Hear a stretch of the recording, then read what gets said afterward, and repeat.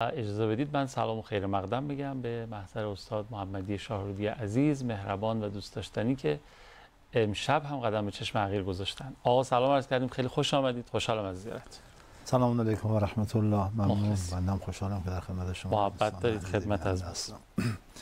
اعوذ بالله من الشیطان الرجیم. بسم الله الرحمن الرحیم. الحمد لله رب العالمین و صلی الله علی سیدنا محمد و آله الطاهرین. عرض سلام و ارادت دارم محضر دوستان عزیز و آرزوی سلامتی، طول عمر، توفیقات افزون، آرزوی قبولی طاعات، عبادات، عزاداری ها بسیار ارزشمنده، بسیار عالی است. تعلیم و تعلمتون، تفقه در دینتون که آقا امام باقر علیه السلام فرمودن الکمال کل الکمال التفقه فی الدین و الصبر علی النائبه و تقدیر المعیشه.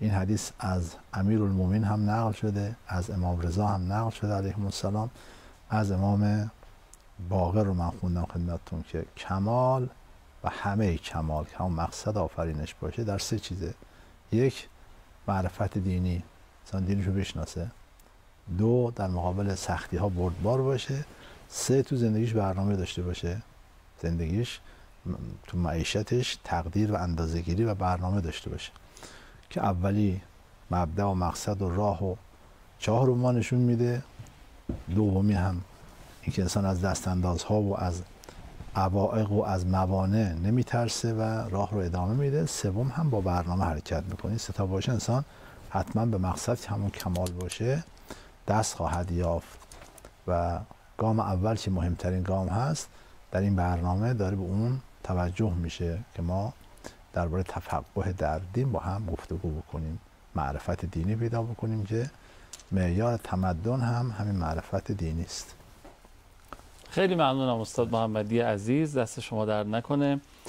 خب اگه اجازه بدید بریم سراغ طرح سوالات مردم. پرسیدن که حشر حیوانات به چه صورتیه؟ ادامه زندگیشون به چه شکلیه؟ سوالی که از من. درباره اینکه آیا حیوانات حشر دارن یا ندارن دو تا نظر وجود داره. نظر ما اینه که حشر دارن، چون چند تا آیه در قرآن داریم که از حشر حیوانات سخن گفته، از جمله و اذا الوحوش حشرت، یا چند جای دیگه هم داریم که حشر حیوانات رو بحث کرده. تو ذیل بعضی از آیات از پیامبر نقل شده راجع به حشر حیوانات، از جمله آیات آخر سوره مبارکه نبأ نقل شده این مطلب. بنابراین در روایت هم داریم پیامبر فرمودن ینتصف القرنا عن الجماع، خداوند در قیامت حق حیوان بیشاخ رو از حیوان شاخدار خواهد گرفت. حق حیوان بیشاخ رو از شاخدار خواهد گرفت که بی خودی شاخش زده. آها. چون ضعیف بوده اومده اون خود شاخش زده. پس ما قائل به حشر حیوانات هستیم. در ذیل آیات آخر سوره نبأ داریم که وقتی که روز قیامت میشه خداوند این دو دست حیوانی که ظلم کرده، حالا یه وقت خوراکشه گوسفند رو گرفته بخوره، خب عیب نداره، گرگی که کارش همینه، کمالش همینه. یه وقت نه، چون دندان داشته بی خود یا چون زور داشته بقیه گرگ ها رو اذیت کرده، یا مثلا خلاصه کاری مثلا با حیوان خودش کار نداره. سگ فرض کنید با حیوان خودش کار نداره ولی دیگری رو گاز میگیره. بله. اینا که فرمودن که روز قیامتی میشه هر دو محشور میشن، حق حیوان مظلوم از حیوان ظالم گرفته میشه و اون انتصاب حاصل میشه و هر دو میمیرن. و چون نفس مجرد ندارن که بخوام بمونن، نفس باقی ندارن، نفسشون هم محو میشه، هر دو هم خاک میشن. کافر که این صحنه رو میبینه که حیوان ظالم وقتی که اون کیفر در باش اجرا شد خاک میشه، از بین میره. و یقول الکافر یا لیتنی کنت ترابا اینجاست. کافر میگه کاش او هم حیوان بود که امروز نتیجه اون گناهان و اون ظلم های کرده رو اینجا پس میداد و بعدم میمرد و خاک میشد مثل همین حیوانات. در حالی که خاک نمیشه چون نفس مجرد داره. چند نکته روشن شد. یک، ما قبول کردیم که حیوانات حشر دارن، از آیات قرآن استفاده میشه و روایات. 2 8شون برای انتصافه، برای اجرای عدالت که عدالت درباره همه باید اجرا بشه. 3 نفس مجرد ندارن، بنابراین باقی نیستن. بعد از انتصاب هر دو میمیرن، ظالم و مظلوم هر دو میمیرن و خاک میشن، نفسشون هم محو میشه چون نفس باقی نیست. پس اصل 8 رو قبول کردیم. بله، خیلی ممنونم استاد. گفتن آیا در نماز میشه ایاک نعبد و ایاک نستعین رو بیشتر از یه بار گفت؟ در نماز مستحب که قطعا اشکال نداره، مثلا در نماز امام زمان شما معلوم که باید بگیم 100 بار میگیم. در نماز واجب اگر از باب وسوسه نباشه، چون بعضی دچار وسوسه میشن، هی میگه بعد میگه نشد دوباره بگی، اون اگه باشه با اشکال داره، نماز باطل میشه. از باب وسوسه نباشه و از صورت نمازگزار خارج نشه. طوری نباشه که مثلا انقدر بگه که دیگه نماز نمیخونین دیگه، یا کنه بود یا کنه است. علل قاعده اشکال نداره. در این حال ممکن اختلافی در بین دیدگاه فقها باشه، خوبی که از مرجع تردید خودشون بپرسن. علل قاعده اشکال نداره. منتها مثلا 1 بار 2 بار، نه اینکه انقدر بگی از صورت نمازگزار خالی بشه یا اینکه به وسوسه برسه که وقتی اشکال داره. درست. گفتن این که میگن حضرت داوود 99 تا همسر داشته و میگن در قرآن هست، میشه توضیح بدین درسته یا خیر؟ و منظور از جسد در روی تخت حضرت سلیمان هم اگه میشه توضیح بدین. 2 تا سوال شد. حضرت داوود کسی. سوال اولش افسانه است که متاسفانه تو کتاب‌های، یعنی از اون اسرائیلیاتی است که اومده تو منابع ما، تو متون ما، و شاید اسم افسانه هم درست نباشه، حتی تخیلات، توهمات. بله، یک دروغ محض رو به این پیامبر عظیم الشأن الهی بستن. اینا از اسرائیلیات، از بنی اسرائیل اومده، از اونجا اومده توی متون ما. چون در قرآن داریم اینه که 2 نفر اومدن به حضرت داوود مراجعه کردن. یکی گفت که این برادر من 99 تا گوسفند داره، منم 1 گوسفند دارم. برادرم میگه تو اون 1 گوسفند رو بده به من که گوسفندای من بشه 100 تا و تو گوسفندی نداشته باشی. داوود که خب بعضیا به بعضی ظلم میکنن، اون 99 تا گوسفند داره، 1 گوسفند رو نمیتونه تحمل کنه که تو 1 گوسفند داشته باشی. داره به تو ظلم میکنه که میگه تو 1 گوسفندم بده به من. که این مطلب قرآنی که من توضیح خواهم داد که قضیه چی بوده رو بیان که حضرت داوود خودش 99 تا زن داشت، بعد مثلا یک کبوتری پرید رفت و پشت بام دنبال اون کبوتری که مثلا بعد چشمش افتاد به همسر یکی از فرماندهان لشکرش که تو خونه داشت استحمام میکرد، بعد عاشق اون شد و بعد اونو فرستاد تو جبهه خط مقدم که کشته بشه تا مثلا همسرشو بیاره جزء همسرای خودش. عجب. این افسانه 1001 شب رو از بنی اسرائیلیا گرفتن. اصلا چون تو متون ما اومده و فراوان اومده من گفتم، حالا اصلا نقل نمی‌کردم. عجب. به فارسی تو منابع ما اومده، از ریشه غلطه. قضیه اینه که 2 نفر اومدن خدمت حضرت داوود به داوری. خب قاضی باید اول حرف 2 تا رو بشنود، باید بشنوین اون چی میگه. همین که مدعی گفت فوراً باید حکم بده که به تو ظلم شده، که بعضی از افراد ظلم میکنن. تا قضاوت کرد فوراً متوجه شد که اشتباه کرده، توبه کرد، پشیمون شد که خدا ببخش منو که من اشتباه کردم. باید سوال میکردم از اون کسی که 99 تا گوسفند داره دلیلش چیه که اون میگه تو هم یه گوسفند من بده. من حرف 2 طرف رو میشنیدم بعد قضاوت میکردم. توبه‌ش هم خدا پذیرفت، خدا هم توبه‌ش پذیرفت. اصل قضیه این بود که حضرت داوود در قضاوت عجله کرد. بله. قبل از اینکه متشاکی هم دلیلشو بیاره، سندشو بیاره، شاهدشو بیاره، حکم کرد، قضاوت کرد و خودش هم فوراً فهمید، کسی هم بهش چیزی نگفت. درست. فوراً فهمید که اشتباه کرده و پشیمون شد، توبه کرد، توبه کامل. خدا هم توبهش پذیرفت. همین کل قضیه اینه. بقیه‌اش دیگه افسانه‌های 1001 شبه که درست کردن. بله، خیلی ممنونم. اما سوال دومشون که گفتن منظور از جسد روی تخت حضرت سلیمان چیه؟ باز در نقل ها اینجوری داره که حضرت سلیمان گفت مثلا حالا چند تا همسر داشت که ما نمیدونیم، گفت من با این همسرها همبستر خواهم شد، همشون بچه‌دار خواهند شد، لشکر زیادی درست خواهم کرد که دین رو مثلا ازش تقویت کنم، از دین دفاع کنم. و القاعده اینجا باید از خدا میخواست اینا هیچ کدومشون حامله نشدن. یه بچه براش به دنیا آمد، یک بچه هم عرض کنم ناقص الخلقه فرج مثل تیکه گوشت که آوردن رفتن تختش، گفتن تنها حاصل فرزندی که برای تو وجود اومده هم یکیه. این قضیهش این بود دیگه. هیچ اون 100 تایی حالا در تعدادی گفت که 100 تا پسر خواهم داشت که اینا در راه دین از دفاع بکنن، اینها هیچ کدامشون همین یه جسد شد، همین جسده. پس اصل ماجرا هم همینی که فرمودین بوده. بله. درست. خب خیلی ممنونم استاد محمدی عزیز. بریم یه فاصله بگیریم اگه موافق باشین، برگردیم یه دوست سوال دیگه برسیم بپرسیم. خب میشه. بفرمایید. گفتن چرا در سفر میشه نماز قضا خوند ولی نمیشه روزه گرفت؟ این سوالیه که یکی از بیننده‌ها پرسیدن، استاد زحمت میشن پاسخ. بله، برای اینکه دستور شرع این هست دوستان توجه بشن که اصل در عبادات تعبده. مثلا بنده بشه بهش گفتن این کار انجام بده، خدا میفرماد احل الله البیع و حرم الربا. بیع حلال است، ربا حرام است. نگو خب اینا که مثل همن که هر دو معامله دیگه. بله.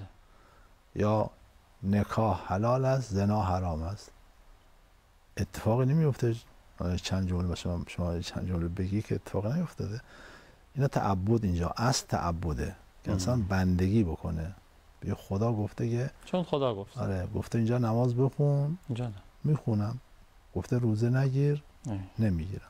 مثلا بعد این که روزه گرفتن خب سختی هایی داره که در سفر این سختی ها فراوان هست. و بعد هم برخلاف نماز که در هیچ حالتی نماز برداشته نمیشه، یعنی هیچ موردی ما نداریم که نماز بخواد ساقط بشه.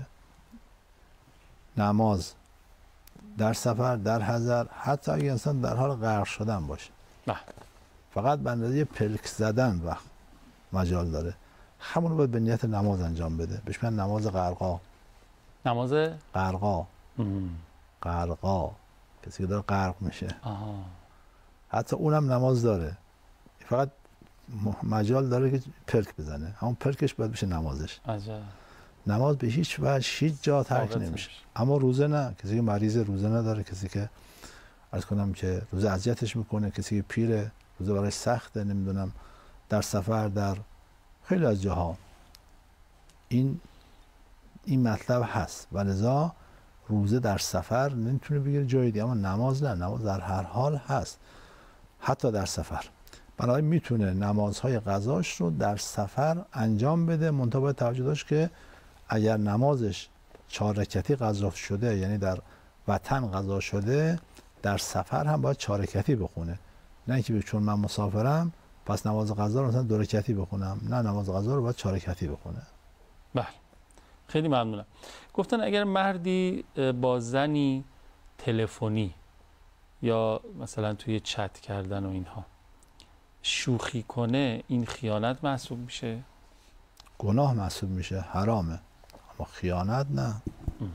مگر اینکه اون زن شوهر داشته باشه یا این مرد مثلا به خانم خودش خیانت کرده باشه، از این حیث دیگه. اما خود اصل کار عنوان خیانت نداره، عنوان گناه داره. اگه این آقا خودش همسر و خانواده داشته باشه چی؟ همون دیگه، اون از اون حیث که به خانمش خیانت داره میکنه، مثلا که خانم خیال میکنه آدم خوب و مثلا درست نیست، بعد خلاف اون ظاهرش نشون میده، از اون حیث. اما از حیث این که خود اصل عمل فی نفسه گناه، خیانت نیست. گفتن که چرا خدا همه زمانی که برای آفرینش صرف کرده، در واقع سوالشون این، حالا خوب کلمات رو گفتن، این همه زمانی که برای آفرینش صرف کردن چرا یک جا همه کارها رو انجام ندادن، بلکه به مرور زمان مثلا زمین و اجرام آسمانی و اینها به وجود اومدن؟ چرا به یک بار اتفاق نیفتاد؟ نکته اول اینه که از طرف خدا یک اراده هست، هیچ چی دیگه نیست. کل نظام آفرینش خداوند فقط اراده کرد که ایجاد بشه. و ما امرنا الا واحده کلمح بالبصر. و قرآن می‌فرماید که امر ما یکیست، مثل چشم به هم زدن. یه چشم به هم زدن کل عالم ایجاد شد، تمام. از طرف خدا. اینجوری نبود که بخواد خدا تیک تیک حالا این 100 سال اول یا این 1 میلیارد سال اول اون توده بخارگونه یا آتش اینها خلق کنیم، تو 1 میلیارد سال بعد مثلا فرض کن که اینا رو از هم جدا کنیم، 1 میلیارد سال بعد خورشید مثلا، نه اینجوری نبود. اصلا خدا یک اراده بود و کل عالم، بعد این عالم خودش راه خودش رو داره میره و ادامه میده. با اون اراده هم اصل پیدایش عالم ایجاد شد، هم اندازه و هندسه عالم، دوتاش یک اراده بود. هم قضا که اصل پیدایش عالم باشه، هم قدر که هندسه عالم باشه، دوتاش یکی بود.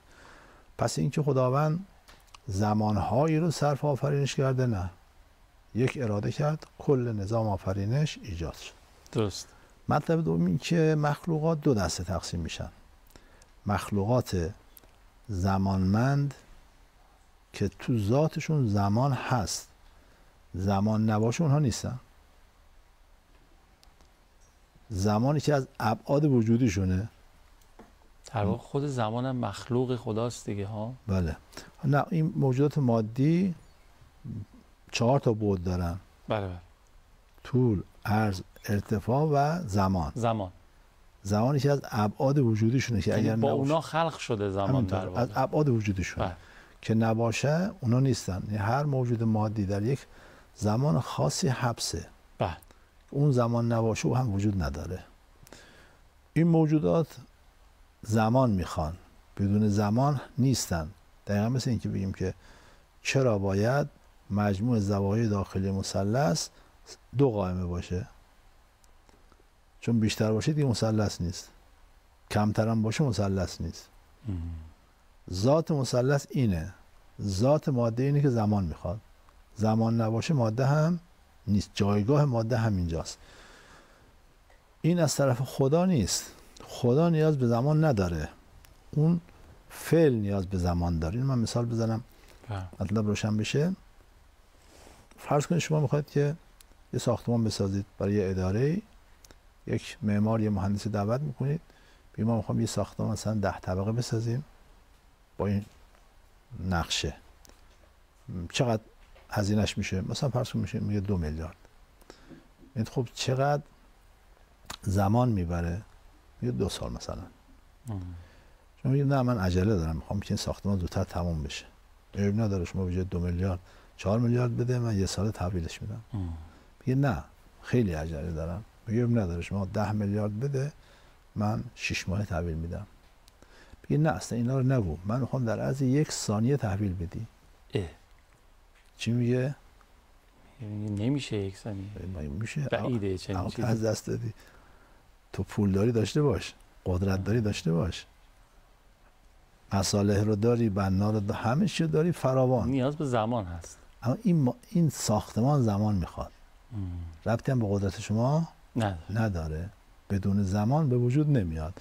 این باید مثلا حد اکثر دیگه 2 ماه مثلا وقت میخواد که به تدریج اینها رو هم چیده بشه، چنان بشه. پس از طرف خدا، از قدرت خداوند متعال محدودیتی نیست در قدرت خدا. اما ماده زمان میخواد. و لذا اگر دوستان قرآن رو ملاحظه بفرمایند، موجودات مادی رو که با کلمه خلق تو قرآن اومده همشون زمانمندن، متدرجن. هو الذی خلق السماوات والارض فی 6 ایام. این 6 ایام مال خلقه. موجودات مجرد که موجودات امری هم به قول قرآن، اینا کن فیکونن. و ما امرنا الا واحده کلمح بالبصر انما امره اذا اراد شیئا ان یقول له کن فیکون. موجود مجرد که زمان نمیخواد، کن فیکون، تا اراده کرد ایجاد میشه. هیچ زمانی. اما موجود مخلوق، اون مثلا که خلقناکم فی بطون امهاتکم، یا اینکه خلقناکم من نطفه مضغه علقه، اینا زمان میخواد. در این زمان من بودنشون نمیشه که زمان نداشته باشن. به فاعل بر نمیگرده، نیاز فعله. فعل نیاز به زمان داره. بله خدا میتونست کوتاه کنه، مثلا فرض کن 6 مرحله رو تو 1 مرحله تمومش کنه. چند میلیارد سال تو مثلا همون مثالی که من زدم، بله 2 سال رو میشه تو 6 ماه کوتاهش کرد. خدا میتونست کوتاه کنه، اما بنای خدا این بود که بشه طبیعی نظام جلو بره. به طور طبیعی برای اینکه زمینی به وجود بیاد که استعداد پذیرایی از انسان داشته باشه، این مثلا 6 میلیارد سال وقت میخواست. خدا همین حالت طبیعیش رو ایجاد کرد، کوتاهش نکرد. برای اینکه بچه ای متولد بشه 6 ماه و چند روز و چند ساعت اینا حرفا نیاز داره. خدا میتونه کمش کنه، بله، از عیسی رو کوتاهش کرد، میتونه اینو کوتاه کنه، ولی رسم و سنت خدا، دعو خدا این نیست که بخواد این طبیعت رو کنار بزنه، خرق عادت بکنه. نه، عادتا یه بچه بخواد متولد بشه باید یه دوره رو در رحم مادر بگذرونه. درست. خدا بر همون اساس ایجاد میکنه. پس دو نکته رو گفتم: یک، نیاز به زمان داشتن از طرف فعله، نه از طرف خدا. خدا محتاج، قدرت خدا حد نداره. و دو، خدا میخواد که بشه که طبیعی نظام جلو بره. طبیعت هم همینه، مثلا حالا اون بچه 9 ماه باشه، زمین مثلا فرض کن چند میلیارد باشه الی آخر. برای هر کدوم یه بازه زمانیه. بله، برای خودشون باشه. بله. خیلی ممنونم. نمیدونم چقدر فرصت داریم. سوالی که شاید کمتر نیاز به پاسخ. گفتن طی الارض رو توضیح بدین. 1 دقیقه فرصت داریم. میشه تو 1 دقیقه؟ اب نداره. طی یعنی پیچیدن. بله. شما یه تومار رو بپیچید میگن طی تومار. یک کاغذ باز شده رو لوله کنی اون میشه طی. بله. کسانی که این قدرت رو دارن گویی زمین زیر پاشون پیچیده میشه. مثلا فرض کن که یک قدمشون چون زمین پیچیده شده 5 کیلومتر میشه.